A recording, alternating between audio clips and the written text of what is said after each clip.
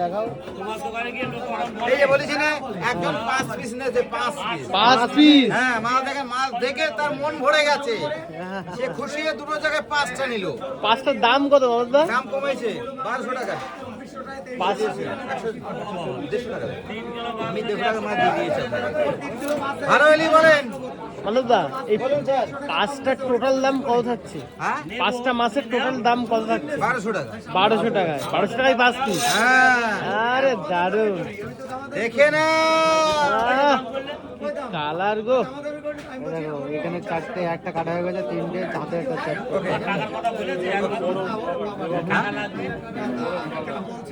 মানবদা, ওই তেলটা খাওয়া যাবে তো? ইলিশ মাছের তেল দিয়ে অনেকে ভাত খেতে পারিনি অনেকদিন, হ্যাঁ। সেই ইলিশ মাছের তেল দিয়ে আজকে খাবে ইলিশ মাছ। আসেন দাদা ভাই, দিদি ভাই, সব দেখেন এই যে ইলিশ। দাদা দেখে যাও কি মাছ এসছে ওটা।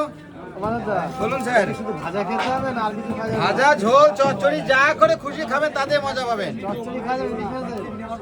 ইলিশ মাছ শস্য বাটা। মানবদা, ওই তেলগুলো দিয়ে কিন্তু সেই গায়ে মাখা যাবে নাকি?